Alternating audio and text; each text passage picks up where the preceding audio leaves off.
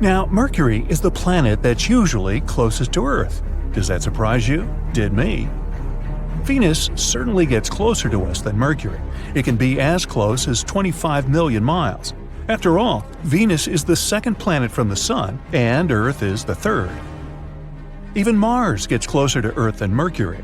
The red planet can come as close to our home as 35 million miles, as it will in the year 2287. I won't be around for that.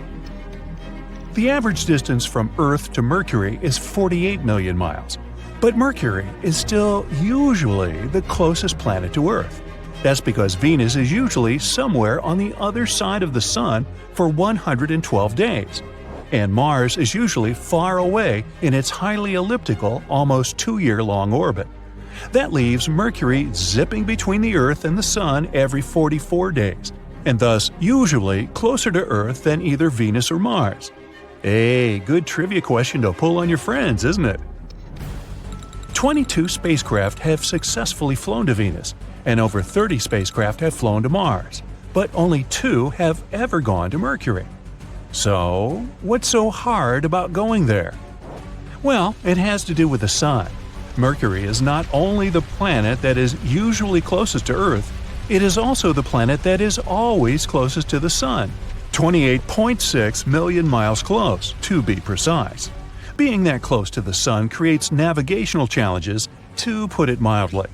Any spacecraft going to Mercury gets accelerated by the tremendous gravitational pull of the Sun. The spacecraft will be moving too fast to go into orbit around Mercury. That's why the first spacecraft that went to Mercury, the USA's Mariner 10, merely flew by Mercury 3 times, but made no attempt to achieve orbit around Mercury. The only other ship to go to Mercury, the USA's Messenger spacecraft, took 6.5 years to get there. Now that's a trip. Messenger did achieve orbit for a period of 4 years before finally running out of fuel and crashing onto the surface of Mercury on April 20, 2015. Many other spacecraft have flown to Jupiter in about the same time or less than it took Messenger to go to Mercury. The hang-up is the deceleration of the spacecraft. Quite simply, it takes too much onboard fuel supply to fire the engines in the reverse direction and brake the speed of the ship against the Sun's great gravity. Slowing down sufficiently to get into orbit around Mercury is a no-go using rocket power. Some other way had to be found to slow Messenger down, a way that didn't use much or any fuel. Messenger was a hefty 2,400 pounds or so, loaded with 9 pieces of state-of-the-art scientific equipment. Now, 55% of the total weight, or about 1,300 pounds, was fuel. But this fuel would not be used to slow the spacecraft down. The fuel would be used for 5 engine burns associated with gravity assists and also for orbital adjustments once Messenger got to Mercury. Now, gravity assists uses the gravity of a planet and the planet's orbital velocity to either speed up or slow down a spacecraft. If the ship approaches a planet at a forward-moving angle, that is, an angle in the direction the planet is revolving around the Sun, then both the planet's gravity and the orbital velocity of the planet give the spacecraft a slingshot boost, greatly increasing the speed of the craft and sending it off in a different direction. This boost in speed can be added to by the spacecraft firing its rocket engines at just the right time. Both of America's Voyager probes use Jupiter's massive gravity to slingshot them to the outer gas giant planets and eventually out of the solar system. Gravity assist can also be used to slow down a spacecraft, as in the case of Messenger. By entering a planet's orbital path ahead of the planet's gravity pulls back on the spacecraft and slows it down. An engine burn is necessary at this time to escape the orbital path of the planet. Messenger performed 1 gravity assist flyby of Earth, 2 gravity assist flybys of Venus, and 3 gravity flybys of Mercury. Only then had Messenger been slowed enough to enter into orbit around Mercury. The probe traveled an astounding 5 billion miles to get to Mercury from Earth. That's farther than Pluto is away from Earth at its most distant. The name Messenger is an acronym, almost as clever as its intricate flight path to Mercury. Because Mercury is the fastest-moving planet, The ancient Greeks appointed Mercury as the messenger of Olympus. News traveled fast even back then. MESSENGER really stands for Mercury Surface, Space Environment, Geochemistry, and Ranging. What do you think? Did they have a contest to come up with that? Now, the good news is, there's another mission to Mercury underway right now. It is a combined ESA-JAXA space mission that is bringing 2 orbiting satellites to Mercury. The mission doesn't use an acronym for its spacecraft, it has a real name, BepiColombo. No, it's not a cartoon character. Dr. Giuseppe Colombo, after whom the spacecraft is named, was an Italian mathematician and professor of applied mechanics. He worked with NASA on the Mariner 10 mission to Mercury. Bepi is Giuseppe's childhood nickname, which everyone knew and loved him by.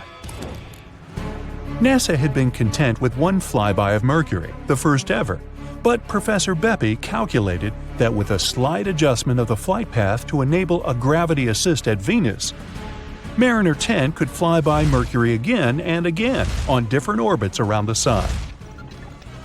Thanks to Bepi, NASA got 3 flybys of Mercury for the price of 1. BepiColombo, the spacecraft, is scheduled to perform 9 gravity assist flybys, 1 at Earth, 2 at Venus, and 6 at Mercury itself. Each planetary deceleration slows BepiColombo relative to the speed Mercury is moving around the Sun. This will allow for orbital insertion. Otherwise, BepiColombo would head off into the Sun. Now, once in orbit around Mercury, BepiColombo's Mercury Transfer Module, or MTM for short, will release 2 satellites, one European, the MPO, Mercury Planetary Orbiter, and one Japanese, the MEO, Mercury Magnetospheric Orbiter. Both are expected to orbit Mercury for 1 year. Altogether, the MCS, Mercury Composite Spacecraft, consists of the MPO, the MEO, the MTM, and MOSIF, which protects the spacecraft from the Sun and houses the electronics for MEO. This alphabet soup of mission components highlights the other reason it is difficult to get to Mercury. After 6 gravity assist slowdowns, 6 engine burns, 18 orbits around the Sun, 6.5 years of travel time, and 9 billion miles of distance, you have to bring a tailored complex of equipment. It's like that mountain picnic you'd like to go on. You can't just drive there. You have to hike a long way up a tricky mountain trail and bring along insect repellent, sunscreen, and your hat. Oh, and lunch and beverages. It's not easy. BepiColombo has packed it all, including lunch. Nah, not really. The design is incredibly complex. Nothing can face the Sun, not even the solar panels. The solar panels must be kept turned almost to a right angle to the Sun, or the heat and particle flux will corrode the solar cells, and without electricity, you have nothing. Therefore, at right angles to the Sun, the solar panels must be extra long, as if there were only a little bit of sunshine. Bepi's solar panels are 50 feet long. The sun shield must remain gyroscopically aligned towards the Sun so that all instruments are always in the shade but still have a line of sight to what each is meant to monitor. And there are a lot of instruments, 5 in the JAXA orbiter and 11 in the ESA orbiter. It's one amazing picnic. Anyway, the science objectives are meant to add to what we have learned from the previous 2 missions to Mercury. The data collected by BepiColombo will enable scientists to study the planet's interior and composition, along with Mercury's geology and surface morphology, Mercury's magnetic fields formation and evolutionary history, the planet's solar wind interactions, and overall environment. As a metal-rich planet, Mercury may hold a vast wealth of minerals that MESSENGER failed to detect. BepiColombo launched in October 2018 and still has a long way to go before it goes into orbit around Mercury. However, Bepi has already flown past Mercury and returned new photographs. The European Space Agency is excited about its first hot mission. All of the ESA's previous missions have been cold missions to objects further out into space, such as Mars, the asteroid belt, Comet Rendezvous, and elsewhere far out in the solar system. Well, all I can say is, best wishes to BepiColombo. Let's hope all goes well on its 800 degrees Fahrenheit mission to Mercury. Let's hope that Mercury's long tail of exosphere gases, sodium, magnesium, and potassium, blown off the planet's surface by the solar wind, don't fog up the lenses or coat the solar panels. Have a nice time! Ciao, baby! Bang! Another hit on Jupiter. Let's see. Gas giant, the largest planet in the solar system, 318 times bigger than the Earth, 2.5 times bigger than the rest of the planets in the solar system put together. One more interesting thing. If it got any bigger, it would actually become smaller. You see, with more mass, the planet would be denser. That would cause Jupiter to start pulling in on itself. Scientists say Jupiter could have 4 times greater mass, but still keep the same size. It takes 10 hours to make a full rotation on its axis. It's the fastest spinning planet in our solar system and gets hit by so many space objects all the time. This was discovered by amateur astronomers observing Jupiter and saw some unusual flash at the planet's surface. Impact events cause flashes like that, and for some reason, Jupiter gets more impacts than other planets. In 1994, astronomers discovered Shoemaker-Levy 9, a comet that broke apart and collided with the gas giant. The original comet was approximately the size of one that erased the dinosaurs. However, this asteroid fell apart into more than 20 fragments. They darkened the planet's surface, and it remained like that for months. 15 years later, in 2009, astronomers saw a black spot on Jupiter, the size of Earth. It was the result of an asteroid around 650 to 1,650 feet in length.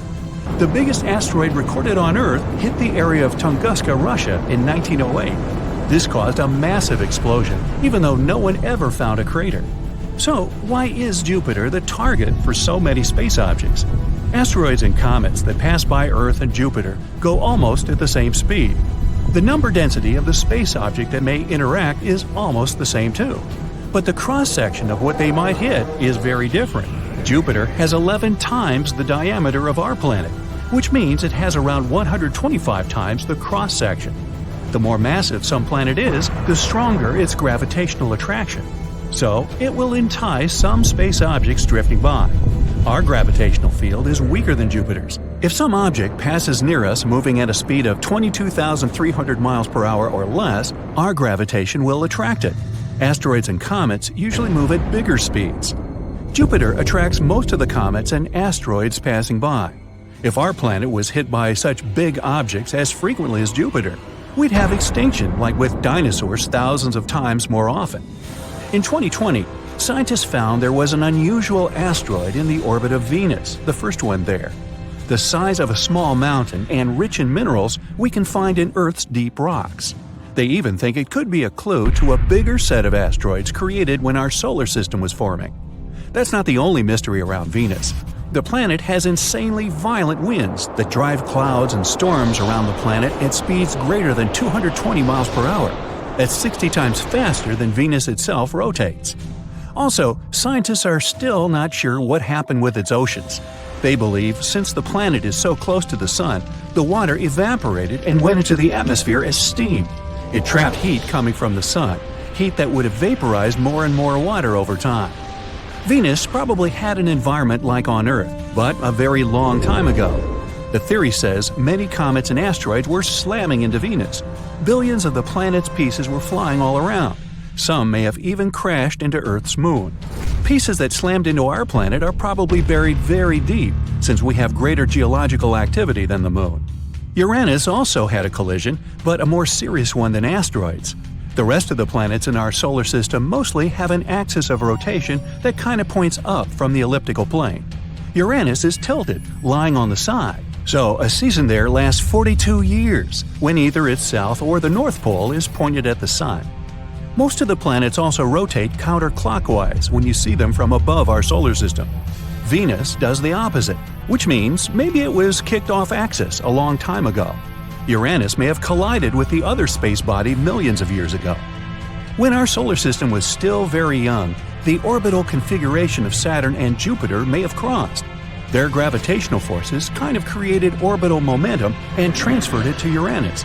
That knocked it off axis. Millions of asteroids orbit the Sun, and not so many pass by Earth from time to time, so we don't have some dangerous space bodies coming toward us. The plan is to visit Mars in the 2030s. and scientists hope Mars won't be a target of some bigger space bodies. New craters are formed on the red planet every 1 to 2 days. They can be 13 feet across, which means they could have been formed by objects that are the size of a soccer ball. Since the atmosphere there is thinner than ours, smaller bodies can enter easier. Most of the Martian north is smooth lowlands. The south is higher, full of craters, and the planet's interior has a surprising amount of rare metals. The theory says this is because a big celestial body collided with Mars and tore away a part of its northern half. Debris from that asteroid circled the planet and then mixed into 2 small moons that orbit Mars. We also have some Mars rocks on Earth, found in the Sahara Desert, Antarctica, and some other places across the globe. Some of these rocks have gas that's chemically the same as the atmosphere on Mars. Rocks probably came due to a big explosion that happened when some larger asteroid or meteor that was ejected from Mars and landed on our planet. Mercury also has a thin atmosphere, so there are many smaller strikes there. Imagine waking up, going to your window, and see there are micrometeor showers every morning, which is something that happens on Mercury. This strange weather pattern shapes its atmosphere, called an exosphere. Mercury is so dense, its heavy iron core accounts for 2/3 of its total mass. Scientists think it could have been bigger in the past, but many collisions got the surface sort of scraped off. It's been constantly bombarded by rocks from space that left marks with craters. Plains on its surface seem to have been created because of volcanic lava spilling over the surface and then dried smooth.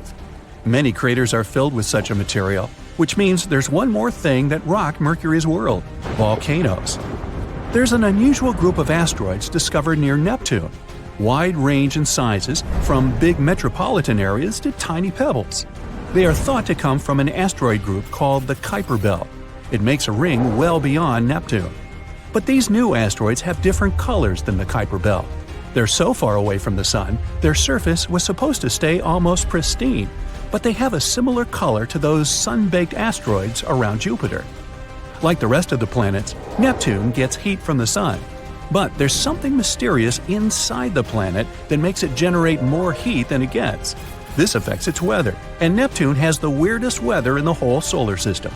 Massive storms, insanely high winds, cirrus-like clouds that rapidly change all the time. There are dark spots in its atmosphere. They come and go.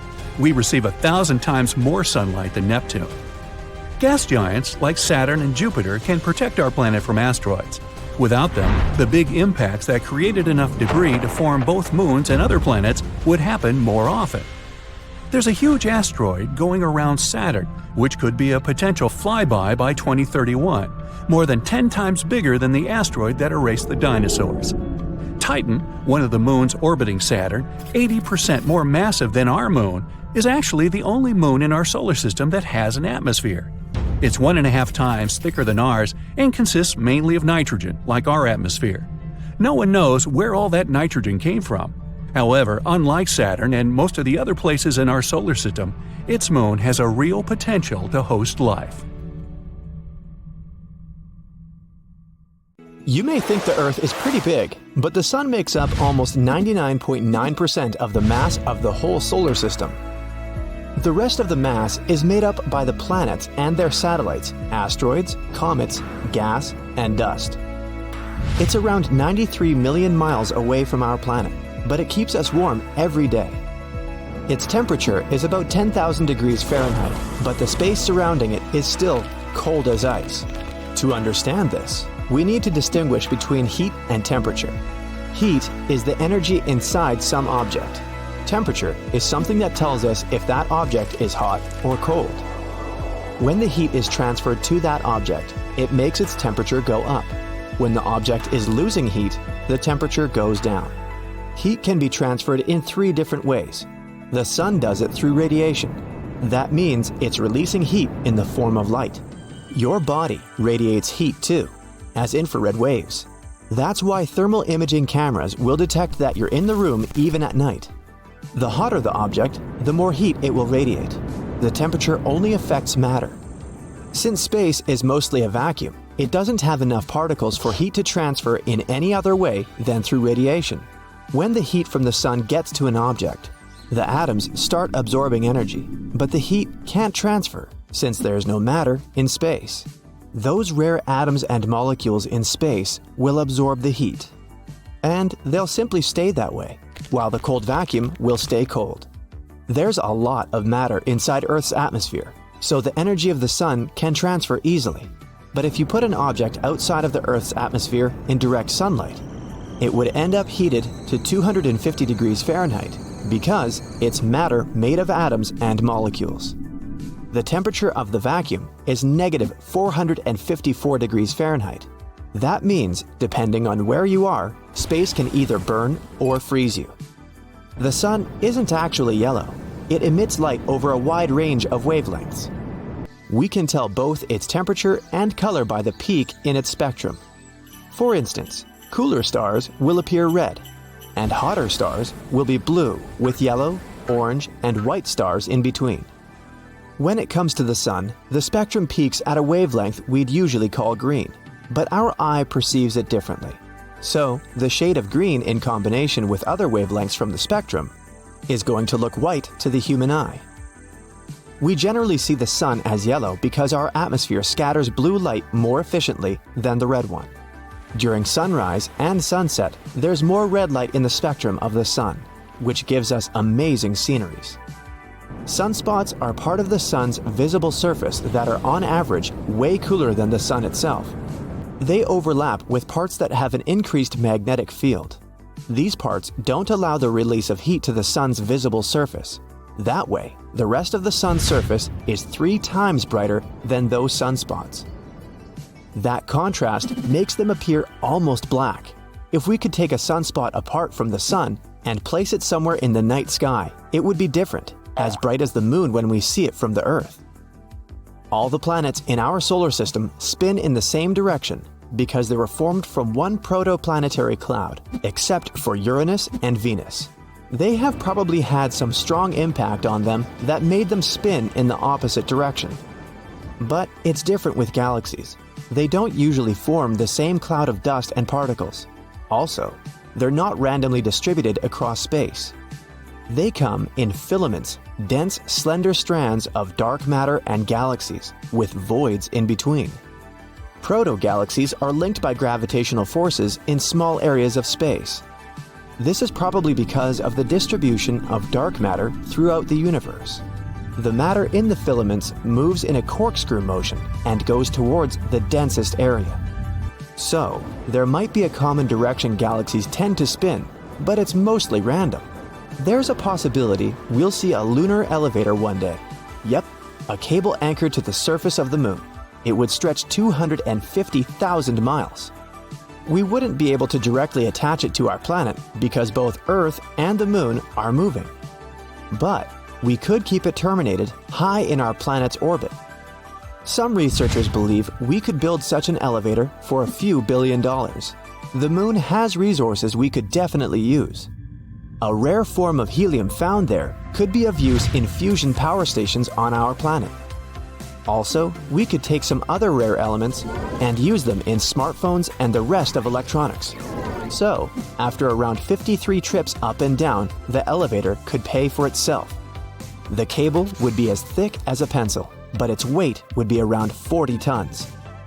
It could even be made of materials we already have here on Earth, with no need to invent something.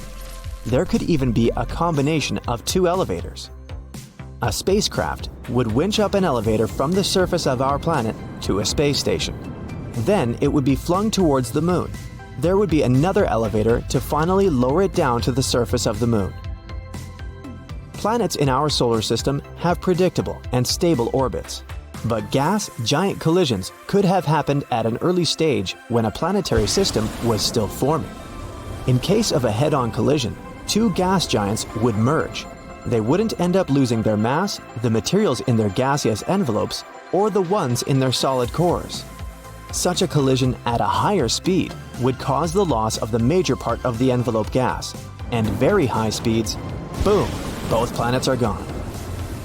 It's different if it's not a head-on collision. If 2 cores manage to completely avoid each other, gas giants won't merge, but they'll lose some of the mass. Gas giants might even change their shape due to such collisions. Astronomers found out there's a galaxy, extremely far away from us that looks similar to our Milky Way. We now see it as it was when the universe was only 1.4 billion years old, and now it's 13.8 billion years old. It took over 12 billion years for the light to come from this faraway galaxy and reach our planet. This galaxy is peaceful, stable, and surprisingly non-chaotic, unlike all other galaxies that were quite turbulent in their early stages. To leave the Milky Way, we'd have to travel around 25,000 light-years away from the center of the galaxy, or 500 light-years vertically. Our galaxy is a disk of stars that spreads around 100,000 light-years across and is 1,000 light-years thick. The Sun, its central star, is located halfway from the center of the galaxy and close to the middle of the disk in the vertical direction. We'd have to go further than its edge to get away from the halo that surrounds the Milky Way, old stars, diffuse gas, and globular clusters.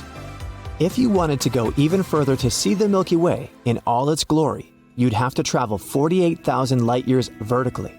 At this moment, we don't even have a telescope we can send there. There are central stars that eat planets. Our solar system is stable, unlike many other planetary systems. So we don't have to be afraid the Earth or some other planet will change its orbit and go towards the Sun. But at least a quarter of other planetary systems with orbiting stars similar to the Sun have a pretty chaotic past. In some of them, there are planets that used to move around, and their unpredictable migrations have disrupted the paths of some other planets, or even pushed them outside of their orbit. That means some planets probably have fallen into the central star. When that happens, the planet gets dissolved in the outer layer of the star, which means it gets eaten. The universe is not static. It evolves all the time and grows in all directions. It's expanding, and scientists found this out almost a century ago. And it's not at a stable rate. The more time goes by, the faster the universe expands. As this happens, stars, planets, and galaxies move farther and farther apart, which leaves more space between them. If that's the case, the universe is supposed to become colder as it expands, right? After all, it was a lot denser when the Big Bang happened, and a lot hotter. As it was expanding, space was cooling down, which created conditions for planets, stars, and other space objects to form. Yeah, that's not exactly the case now. Scientists were surprised to hear it too. But our universe is actually getting hotter. They observed the temperature of cosmic gas farther away from our home planet compared to young gases closer to the Earth. Since we measure distance in space by light years, farther areas are like going back to the past, and regions closer to us are like observing the present day. They found out the temperature of a gas in space has gone up more than 10 times in the last 10 billion years. Now, the temperature of the cosmic gas that's spread all across the universe can get to around 4 million degrees Fahrenheit. Wow! As the universe expands, gravitational force does its part and pulls gas and dark matter together. It's doing some pretty hard work there. It creates galaxies and clusters of galaxies out of them. And this process is totally chaotic. It's so messy that more and more gas heats up as all of this is happening. Space was extremely hot when it was just forming 13.7 billion years ago. What if it gets warm like that once again? Scientists are observing the situation. They found out the temperature in space increased by measuring cosmic gases using something called redshift. They generally use this method when they want to see how far away some space objects are. Those that are closer to us have shorter light wavelengths. The farther some object is, the longer its light wavelengths are. And they can now determine the temperature of a certain object from its light. On average, space is a pretty cold place. The glow that's left from the Big Bang is called the CMB, which is short for the cosmic microwave background. It's so powerful and intense, it bathes the entire universe in light. It's the only thing that significantly heats up matter. But there are many smaller mechanisms that help to heat up matter in the universe, and they could go crazy if space warms up, like stars. They emit radiation that affects nearby dust and gas. They radiate throughout the far infrared too. When a star is at its early stage, The radiation coming from it forms protoplanetary structures that look like disks. They primarily form in a single plane, and a bright central star produces spectacularly illuminated gas, and there are blue reflections of this gas. It was like that with our planetary system too. Strong energy and gravitational forces cause collisions, dust, and gas in an uncontrolled vortex that's forming planets. That's why most planets in our solar system orbit in the same direction. That's the direction this giant whirlpool was spinning a long time ago too. Active stars, colliding galaxies, stellar cataclysms, black holes, neutron stars. The universe has so many sources of energy. And when you surround normal matter in space with such an energetic environment, it heats up drastically. When you heat something up, it radiates that energy away in a certain way. In most cases, galaxies have just a couple of areas where stars are forming, at regions where gas is collapsing. A bubble that surrounds that area contains ionized hydrogen. 3/4 of our sun is hydrogen. Thanks to that hydrogen, the sun keeps us warm. In its core, hydrogen transforms into helium and causes atomic fusion. Yep, that's how our sun releases its energy. Radiation heats all that gas to thousands and thousands of degrees. At the same time, it ionizes a large number of atoms and molecules, which basically means it turns them into ions. Atoms are neutral particles, and ions are either negatively or positively charged particles. If the universe heats up, our sun might too. If its temperature hits 30,000 degrees Kelvin, it could become hot enough to ionize all those materials it had previously ejected, and it could create a real planetary nebula. This would be a nebula in the shape of a ring that forms because of an expanding gas that surrounds an aging star. As the temperature goes up all the time, hydrogen ionizes. At a few thousand degrees, this could turn the nebulae in our solar system pink with emission lines. Our sun could come to its end if it reaches the temperature of 50,000 degrees Kelvin. If you could float in space and come closer, you'd see it glow in eerie green tones because of doubly ionized oxygen. Higher energy phenomena make more galaxies collide. This heats gas even more and eventually results in X-ray emissions. What about black holes and radiating neutron stars? When they go crazy, they can shape whole galaxies, and who knows what more. Maybe we'd have more masers too. Those are natural lasers our universe produces. They arise when big populations of molecules receive large amounts of energy. By now, scientists have found the strongest, yet the most distant maser.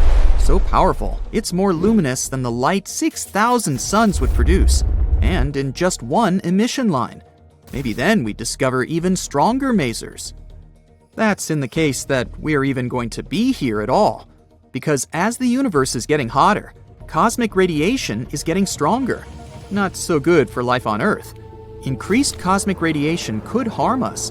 Who knows if life would even be possible on Earth in that case, or if the powerful gravitational force would pull our home planet too, and crash it into another one. But maybe life as we know it wouldn't completely disappear. Or, if that happened, it could possibly somehow find its way once again, maybe in the distant future. There's a possibility our universe could support life at its early stages. Doesn't look like that when you think of the chaos the Big Bang caused, right? But that was only in its mere beginnings. After things had settled down a bit, the dregs of enormous, earliest stars formed rocky planets. In our solar system, those are Earth, Mars, Mercury, and Venus. You can't set your foot on the rest of them since they're gas giants. Back in that time, radiation was quite intense, so rocky planets had an adequate environment to form, since it takes a lot of energy to whirlpool dust and particles and bake a planet in the end. This period of time coincides roughly with that when the first stars formed in our universe. Ancient stars were way bigger than our sun. They lived shorter though. They would have just exploded as supernovas on their end, and they would leave heavy metals across the space around them. Those are the particles rocky planets formed from. Radiation spread around the whole universe back then. It has changed over time. Today, it's almost an absolute zero.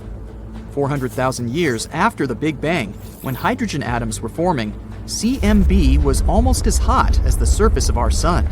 And about 15 million years after the Big Bang, its temperature was close to room temperature, which is around 80 degrees Fahrenheit.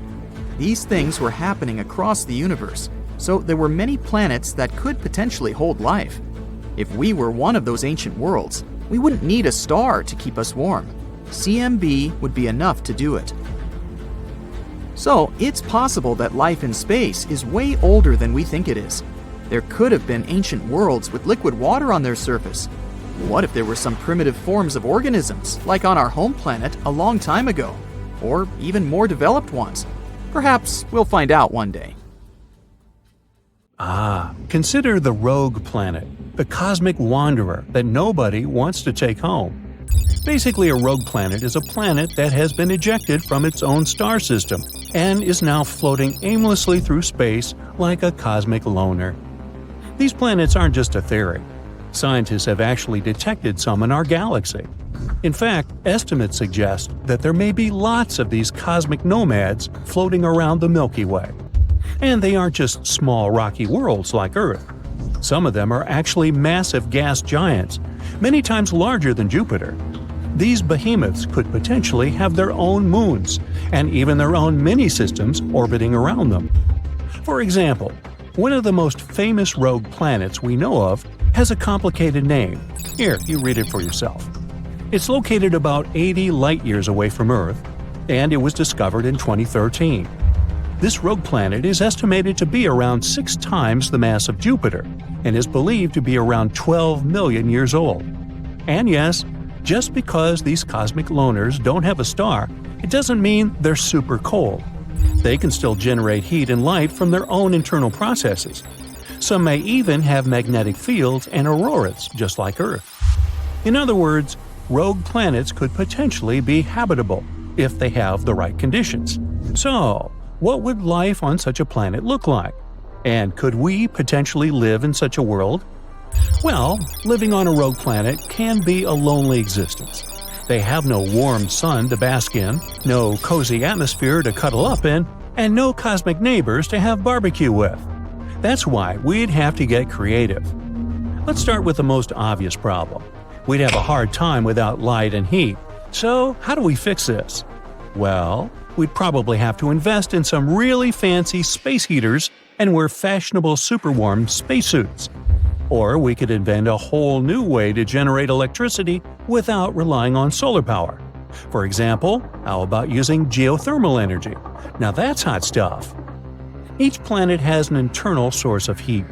Without it, they would all be nothing more than cold, lifeless rocks floating through space. This internal heat can be harnessed and used to power everything, from homes to factories to spaceships. It's like having a hot tub big enough to power an entire city. And that city, most likely, will be located underground, closer to the heat source. And as for light, well, we'd probably have to build some really bright flashlights. Or maybe even learn to genetically engineer some bioluminescent organisms to light up our homes. Just imagine, space is overgrown with neon mushrooms and plants. By the way, speaking of plants, plant life would be pretty hard to come by without a star. So, what would we eat? Well, we could use the same geothermal vents that we talked about, or some chemical reactions to sustain ourselves. And hey, maybe we'd develop a taste for sulfur-rich foods, or we'd start fermenting our own drinks from the bubbling volcanic mud. Yum! But besides food, we'd have a more important problem. Living on a rogue planet would be breathtaking, literally. We'd have no air. You see, not all rogue planets have good, stable atmospheres. It all depends on their size, composition, and other things. But even if our new home does have an atmosphere, it may be incredibly thin and unstable. We'd have no pretty blue skies or dramatic sunsets to admire. Instead, we'd be staring out into the infinite void of space, where the stars would be brighter than ever before. And forget about weather patterns. Without an atmosphere to create them, we'd have no rain, no snow, and no thunderstorms. And that's just some minor problems. What's worse, the temperature on the planet would be wildly fluctuating, swinging from unbearable heat to unbearable cold. It would be like living in an oven that's always being turned on and off.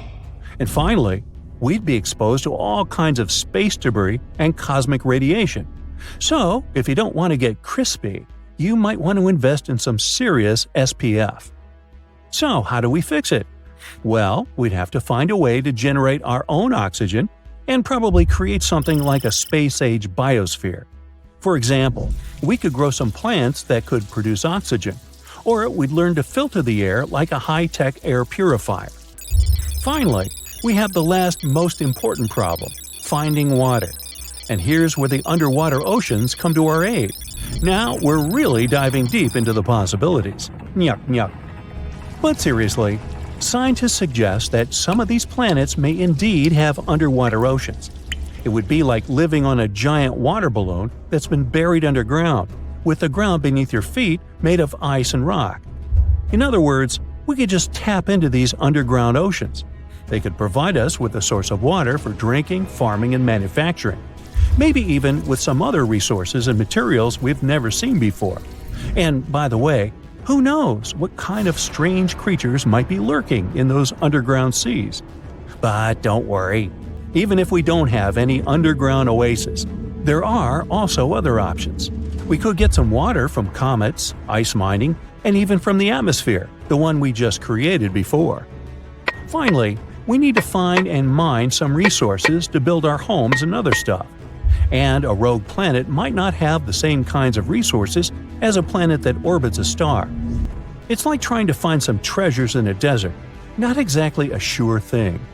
We may have to rely on resources from nearby asteroids and things like that. And if we want to extract resources from the planet itself, we might need to drill down through miles of ice and rock. But hey, if you're up for the challenge, there'll always be a chance you'll strike it rich on a rogue planet. And who knows, maybe you'll discover some new resources that are even more valuable than gold or diamonds. Great! Looks like we've solved the most important problems. Now, there may be other small difficulties. For example, we'd also have to deal with some seriously long days and nights, depending on how fast our planet was rotating. And we wouldn't have a normal, regular day-night cycle. The rotation of our planet could be wildly unpredictable. Maybe we'd have weeks-long nights, followed by weeks-long days, which could really mess with our sleep schedules. We might have to develop some really strong coffee to keep us going through those long, dark nights. But, hypothetically, we can adapt to all these things and overcome all the challenges. And now, finally, welcome to the rogue planet, where the sun never rises, but the adventures never end. Thanks to our advanced technology, we've managed to create a comfortable and habitable environment in this once barren world. The sky above us is now a beautiful shade of blue, filled with fluffy white clouds and the occasional flock of flying creatures. Don't ask. As we venture out from our underground habitats, we're greeted by a world that's full of surprises. Strange plants and animals have adapted to the unique conditions of this planet, some with bioluminescent features that glow in the dark. And be careful if you want to go swimming in the underground ocean.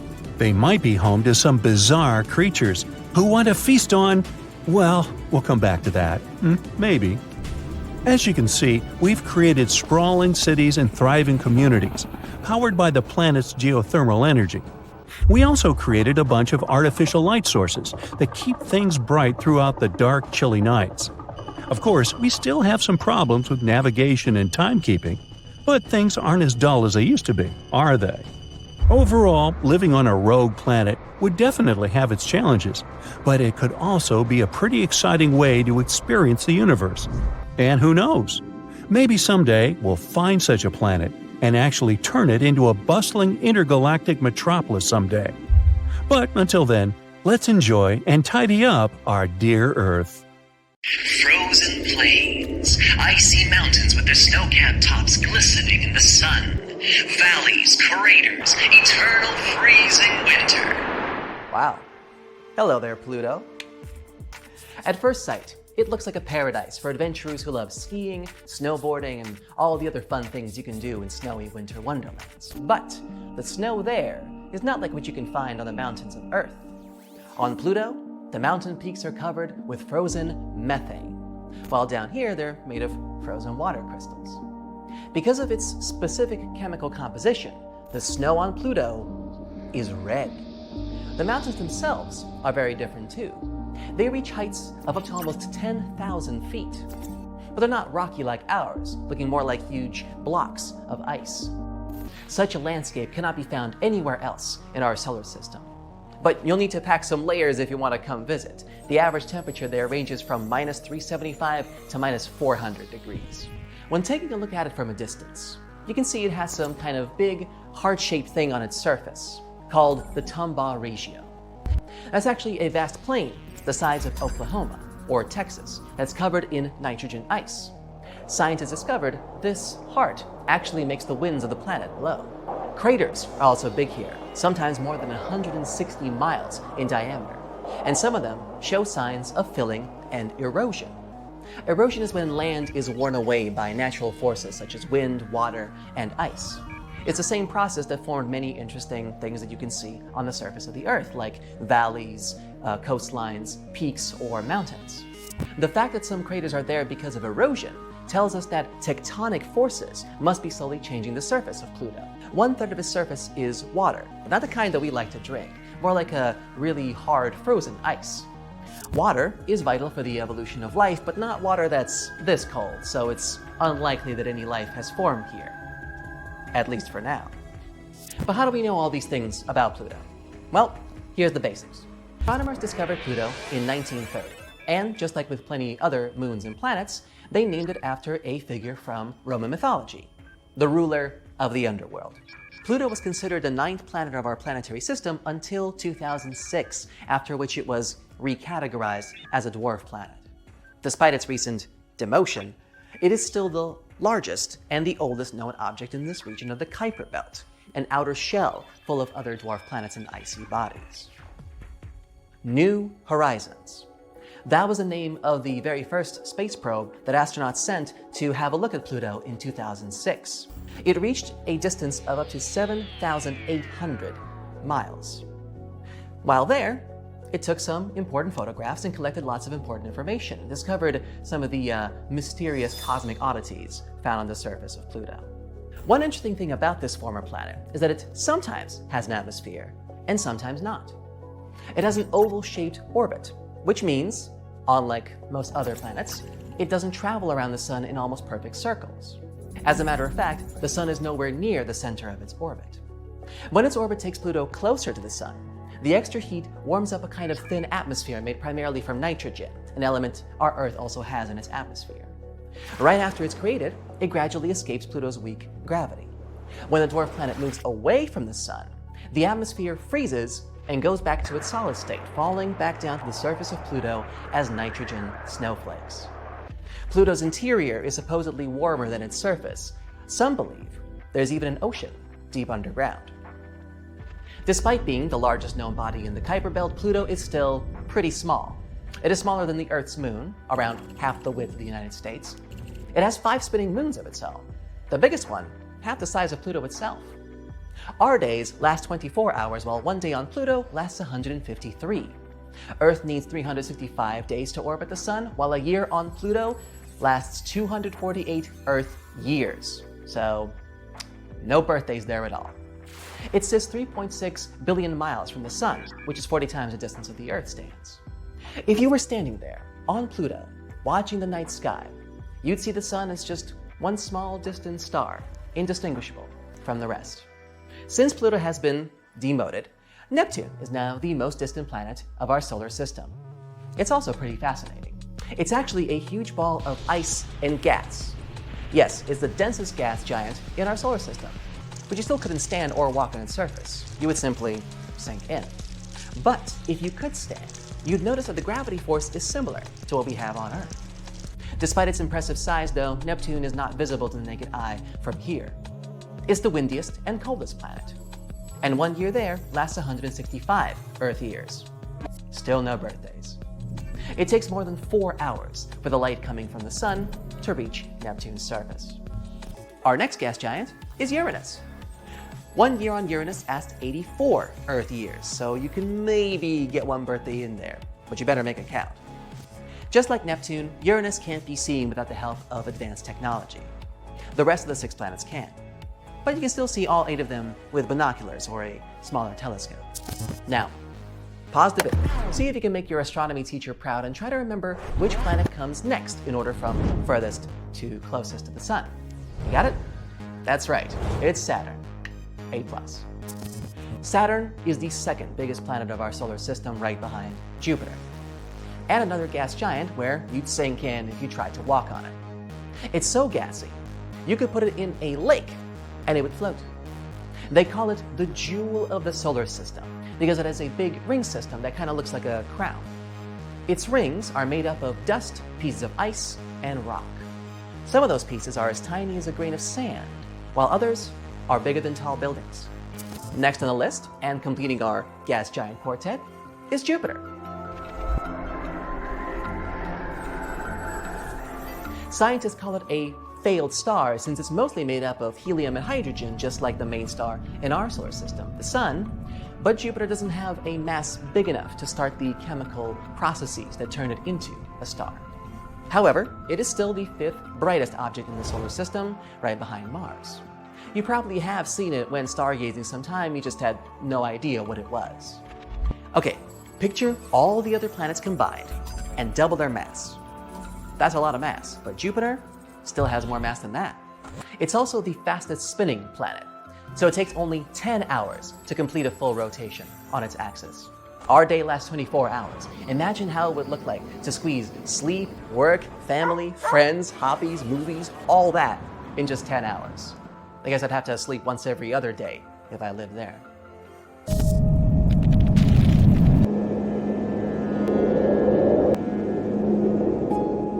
Now, picture this. Magnificent tall mountains, giant dust storms, volcanoes, deep valleys, craters. Mars. That red jewel scientists keep talking about being a potential new home for us. There were even some small meteorite pieces found on Earth that scientists realized were ejected from Mars. That's how close we are. If you love sunsets, you would definitely enjoy the ones here because they're incredibly blue, while the daytime sky is pinkish red. But when on Mars, you'd only see the sun at half its size compared to what we see on Earth.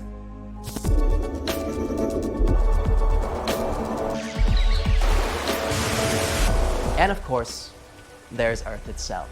Seas, mountains, valleys, waterfalls, and of course, life. For 4.5 billion years, Earth has been home to so many different kinds of organisms that have lived, died, and lived again. And even though we know so much about our homeland, there's always something new to discover each and every day. The next planet, Venus, is the champion of superlatives. The hottest surface, the closest planet to the Earth, the biggest number of volcanoes, 1,600. If you compare it to other planets to our solar system, the brightest planet, with reflective clouds that make it so shiny you can see it from the surface of Earth. Oh yeah, and the slowest spinning body as well. It takes 243 Earth days for Venus to make just one single turn. You could literally walk faster than the planet's rotational speed.